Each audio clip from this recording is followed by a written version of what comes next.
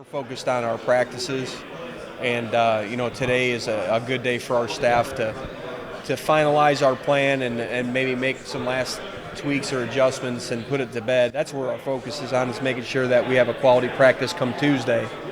Really work on having a great Tuesday, and then the next day, and then the next day, and then game day, play the game, and then let the fur fly. That's how it goes. Can you talk about Chris Carson for me, and just the season he's had and just where he's come along in his career? Well, there's been a sense of urgency about Chris, since he's come back from his injury. He seems to understand that there is an end to a career, collegiately, and he's making the most out of his.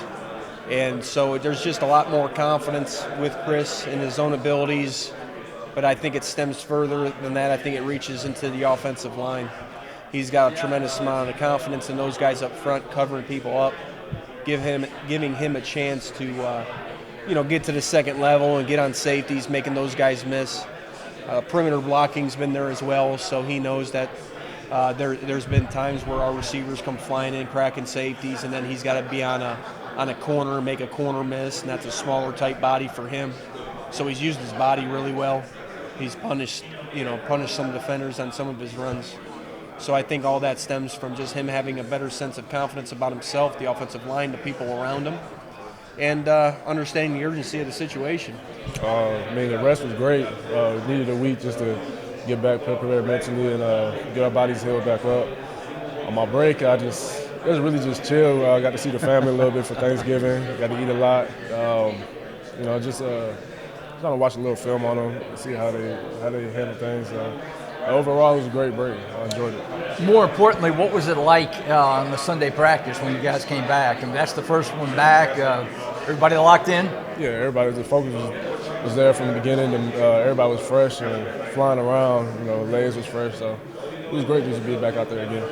Now, you got a chance to see some film this past week. Your impressions of that defense from Oklahoma? They've had their troubles here and there, but what did you see? That's a great defense, very athletic group. Their front line is great.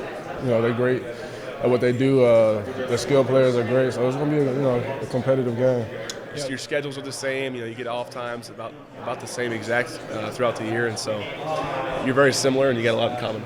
I assume technology probably helps too. I mean, years past, somebody would have had to call somebody. Now, Yeah. group texts and chats and all No that doubt. stuff keeps everybody pretty handy. to It each other, does, I yeah, assume. it does. We keep not only Baker and I, but a lot of the guys in the Big 12 and around the country.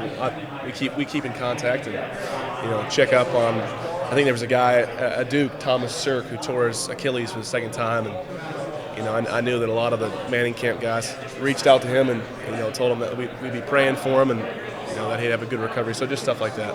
How has that network helped you? Have you had certain times when you felt just knowing that other guys get it? I mean, has that helped you in any noticeable way that you can think of? I don't know if it's helped me, mentally or physically, but just to have that bond with other players, it's just a friendship, really. I mean, just knowing other guys, and even though they're at a different school halfway across the country, that they're doing the same thing. They're in the same meetings. They're going through the same practices. So it's fun. I assume guys like your dad who played college football back in the day, something like you're friendly with the rival quarterback. That didn't used to happen. I'm sure there are some people that hear about stuff like that and they think mind blown. How is this possible?